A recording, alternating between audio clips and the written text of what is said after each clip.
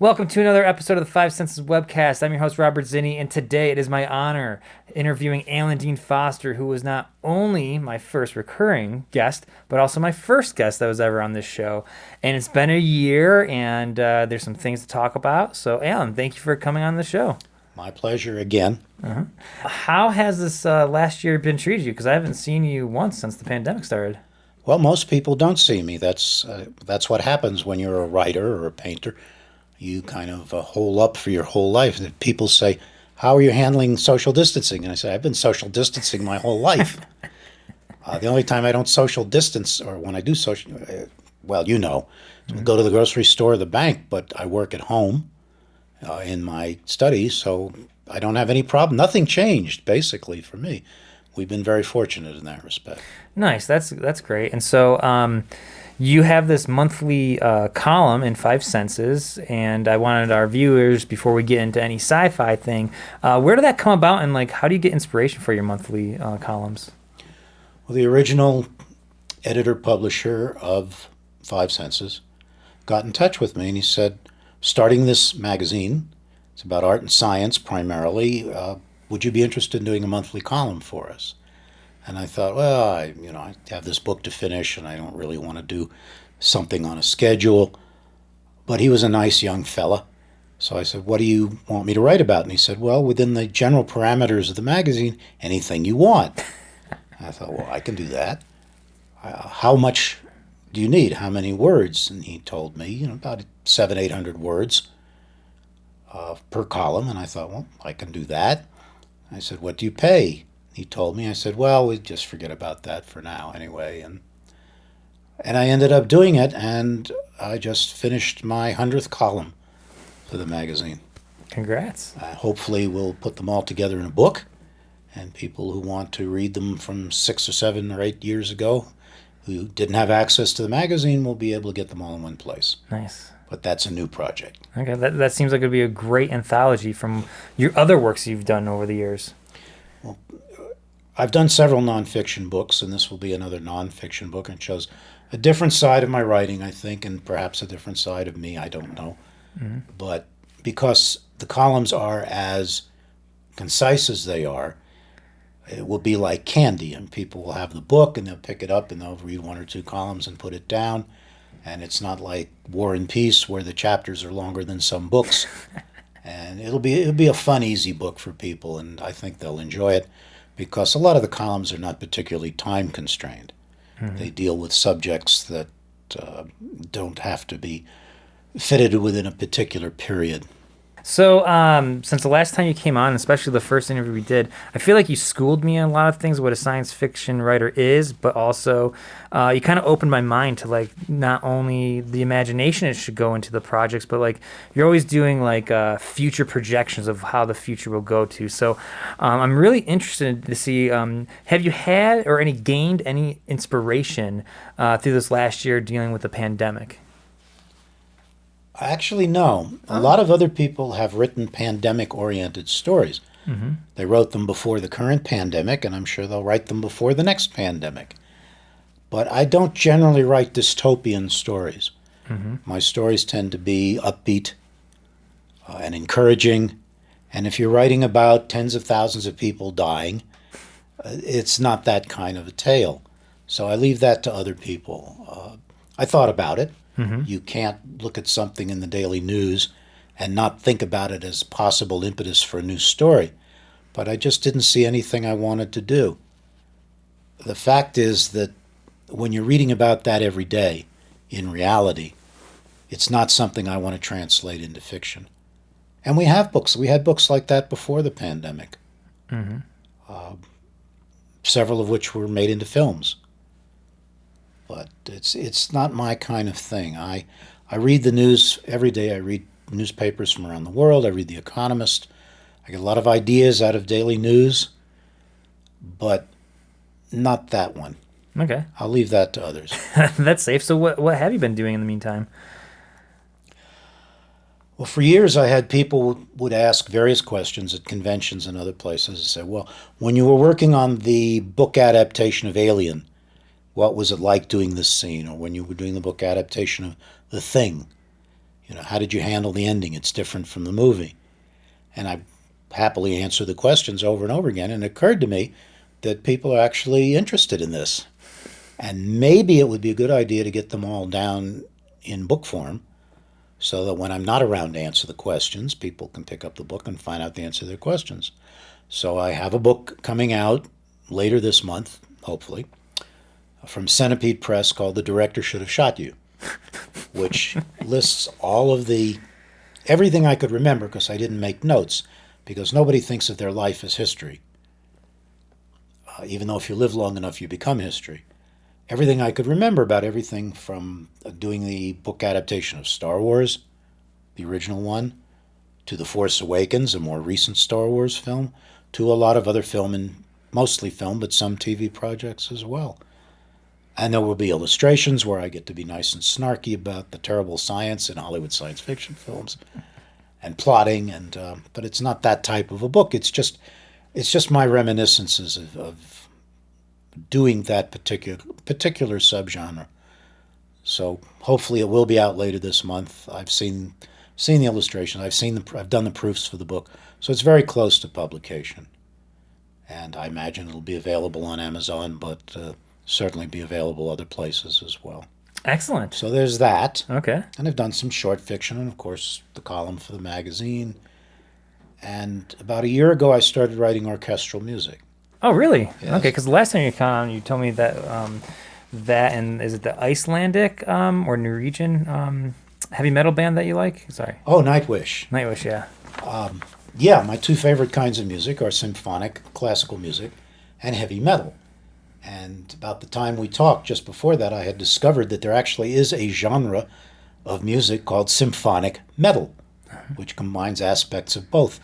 And the most famous practitioner of this particular subgenre is a Finnish band called Nightwish. It's absolutely wonderful music. Their backing tracks are done by the London Symphony Orchestra. And I think it's wonderful stuff. And it kind of prodded me a little bit. I'd always thought about writing music, but it's complicated by the fact that I have no musical training and can't play an instrument. This slows you down right at the beginning. I had explored a software called Sibelius, which lets you compose on the computer directly, with or without a keyboard. But it was a little complicated, a little expensive. And then I found one that's free called MuseScore, which is used by a lot of professional musicians, even though it's free. And I thought, look, if you don't do this now, you're never going to do it. So almost exactly a year ago, I started playing around with it, and I did a couple of short pieces and sent them out to other people for their reactions. And they said, this, like this, like this. I thought, well, try something a little longer.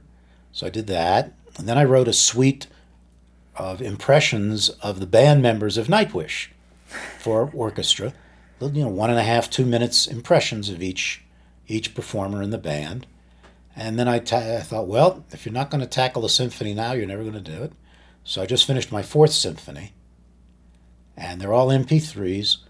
One of my publishers, Wildside Press, we're in negotiations right now for them to issue everything I've done on a couple of CDs. It'll just be MP3s, because none of this music has had a live performance. But I don't feel bad about that, because nobody's getting live performances right now for obvious reasons. But who knows, maybe one day some college orchestra or professional orchestra will play some of the music. But it's been a wonderful experience. And I do have, if I have any advantage at all, it's that I've spent a lifetime listening to this kind of music. So I know the instruments in the orchestra. I can tell an oboe from a clarinet.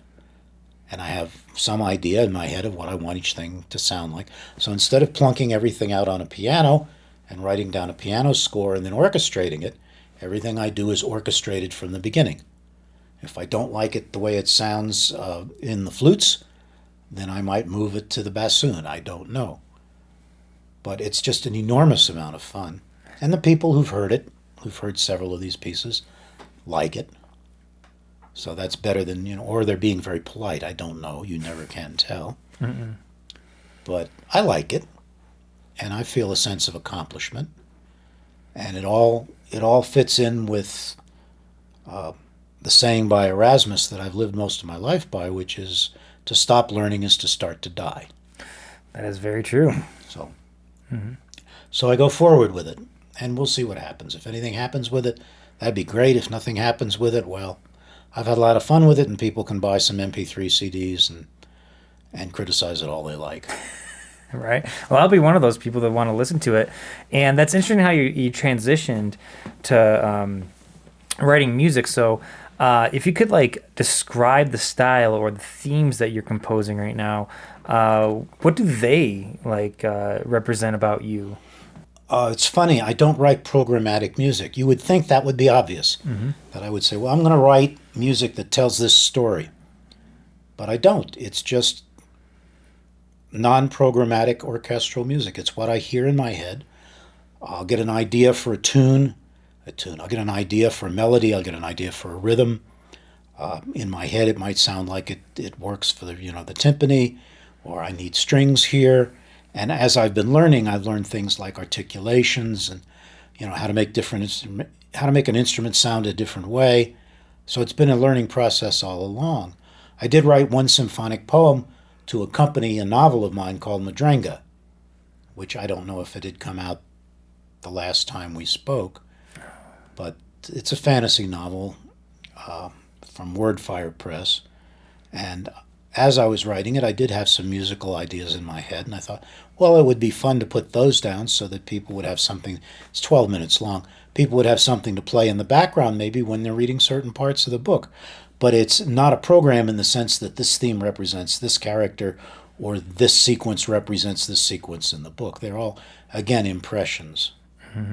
It's like when Beethoven was asked about his Pastoral Symphony, and people almost insisted that he put a program to it, and he did it kind of reluctantly. He didn't really want to do it, as opposed to something which is direct program music, where the composer is saying, this is what I'm saying in musical form. It's fascinating that the music is like second nature to you, it seems like. And so all you do is just like have these melodies form in your head, and then you just put it into the program? Yes, but unlike a lot of experienced musicians or composers, I can't tap it out on a piano or a MIDI keyboard because I don't play any of those things. So I will have to put it down and see how it sounds. That's the great thing about computer composition software. You can hear almost exactly what the music sounds like directly. It's already orchestrated if you write it that way. If you want something for violins, you compose it on the line for first or second violins, and then you hit it with the mouse and it plays back in the violins. And that's great. If it doesn't sound right, I might have to expand the chord or take a note away here and there or add an articulation. When it sounds right to me, then I leave it and I move on to the next. What's the difference between composing songs and writing your books? That's been one of the most interesting things to me. There's no difference. Really? The process for me has been very similar. I'll write something out, I'll go back and I'll revise. I'll do generally one revision on a book or a short story. And then when I get the proofs back, I'll make final changes there. It's been the same thing with the music. Or I'll get an idea for the book, and I'll an idea for a sequence in a book, and I'll write the sequence. And as I'm writing it, I'll get ideas for changes. When I'm writing different measures of music, it's the same thing. I'll go all the way through, and I'll go back and revise. And to me, it's very similar. And I always wondered, well, is it this way for people who write operas, who are writing both the libretto and the music? Is it the same way for them? It's really been a lot of fun. Really been a lot of fun. I'll probably do an opera one of these days if I have time. Nice. What I really want to do, and I've promised people that I will do, is an oratorio based on Lovecraft's The Call of Cthulhu. Really? Okay. Yes. So that'll be fun for the horror fans. But I'm still learning how to write for voices with orchestra. So it seems like you've been pretty busy since the last time we talked. And since the last time we talked, out in the news, it says that you're kind of in a feud with Disney. And so we wanted to give you a platform locally here on Five Senses to explain the whole lawsuit, is it that? No, no, no. It No? didn't. It didn't progress that far, thank goodness. Yeah. What had happened was Disney bought 20th Century Fox. 20th Century Fox did the films of Alien, all films set in the Alien universe. I had written the book versions of those films, except for one, Alien Resurrection, and also Star Wars. Disney bought Lucasfilm. I did the book version of four different uh, Star Wars properties. And when Disney bought those companies, and those companies still had the rights to those books, it was assumed that the royalties from those books, some goes to the company and some goes to the author, if that's in your contract. And they just stopped. So my agent and I, we waited a little bit because, well, these mergers are very complicated. This particular item is probably not at the top of the list of people discussing things in Disney headquarters. But it kept sliding, and so my agent started writing, and couldn't get an answer. Nobody would answer her. And this agency's been around a very long time, the Virginia Kid Agency. So she wrote more forcefully, and started getting replies along the lines of, well, we'll look into this and we'll get back to you on this. And nothing ever happened. And eventually, with great reluctance on everybody's part, both myself and my agency, I decided to involve the writers' organization I belong to, the Science Fiction and Fantasy Writers of America, which is a very, very forceful organization for writers' rights. It's not the WGAW, but they really stand up for authors. And they couldn't get a response. And the president of the organization, Mary Robinette Cole, we all talked about it. She wrote them, couldn't get a response, satisfactory response. And eventually it was decided we needed to go public with this, which nobody wants to do. But we did. And it blew up on the internet. Within 24 hours, it was all over the planet. Oh yeah, people were texting me. I'm like, hey, didn't you just interview Alan Dean? I'm like, yes, I did. Well, the Wall Street Journal sent photography crew out to shoot for an article they did. And I'm happy to say that this month I expect everything to be satisfactorily resolved for all parties. That's awesome. But it shouldn't have gone this far. It was a decision or an oversight by somebody in some lower rung, probably the accounting department, the subsidiary rights section, and it just probably got lost in the shuffle, or somebody decided, and we'll never know, that they could just ignore it and it would go away. And it turns out that there were a number of other writers in similar position who are suddenly all getting money that is due to them. None of these amounts are anything to a corporation like Disney. And sometimes things like this just happen. They just get swept under the rug, and you pick up the rug. But as I said, everything looks like it's going to be resolved this month. That's excellent Which will be news. a great relief to everybody. Yeah, it seems like you have a lot going on in the month of April. You have a book coming out. You're recording music. Your settlement, if you will, is getting resolved. What else is going on? Anything weird happening? I used to take 2 trips overseas every year, All right, that yeah. but for reasons I don't need to go into because everybody's in the same boat, that didn't happen this year. It didn't happen last year either for other reasons, but I have slowed down a little bit, and it's not because I don't want to, as far as the travel goes, visit other parts of the world, but I have seen a lot of this planet. And the drive to see some place like Angel Falls in Venezuela or the Okavango Delta, all that is just not there because I've been there. But there's still places I'd like to go, and I have family responsibilities too. So I can't just take off for a month and a half like I used to do. That's life. But no, nothing particularly weird. We have 5 cats that need looking after, and I found out that Marco Hayatla, who is the bassist and other main singer for the band Nightwish, has just retired from the band. Mark was 55. Not everybody wants to be Keith Richards and perform past their dead date. But whether it's a vacation and he'll come back, or it's a permanent stop. He has his own band too, Tarot. Nobody knows. But apparently he's a huge science fiction fan. And I can't seem to get in touch with him. Interesting. Okay. Because these people have layers of security running, for obvious reasons, running interference for them. So, Marco, if you're listening, by some bizarre reasons, drop me an email and I'll send you a book. I'd love to talk. And of course, Thomas Olapainen, who helped founded the band, is a huge Disney fan. We were talking inside about Disney and particularly the Disney comics, Scrooge McDuck, Carl Barks, Don Rosa. I know both of those guys too. So you have these odd connections around the world in odd places. I was supposed to go see a Nightwish concert in Los Angeles earlier, and everything was canceled.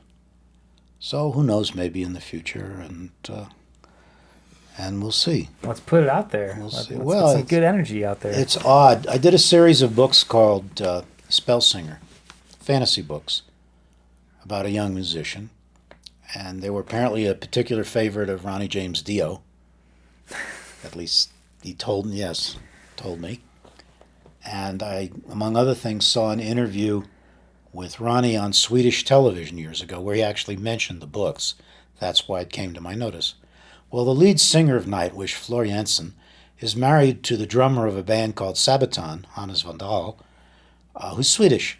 And it would just be hilarious if he saw that interview, and we actually did manage to make contact one way or another.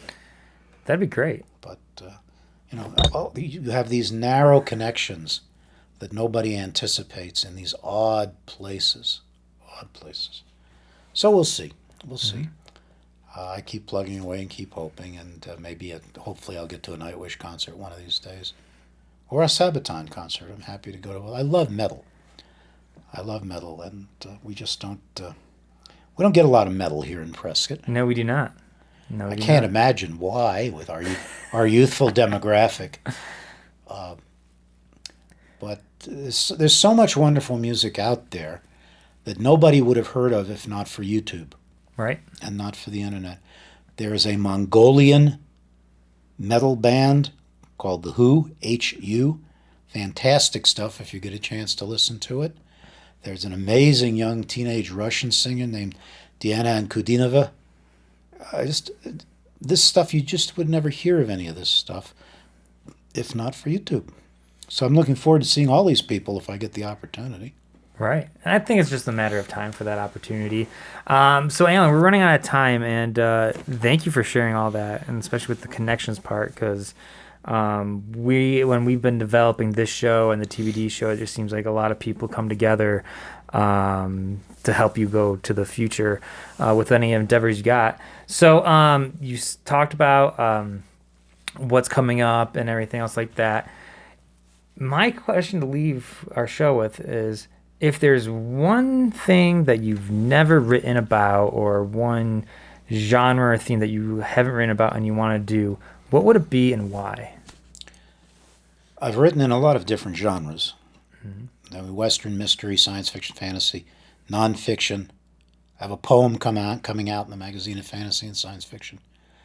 But as far as a story that I haven't written yet, I would love to do a modern take on The Thief of Baghdad, set in Baghdad.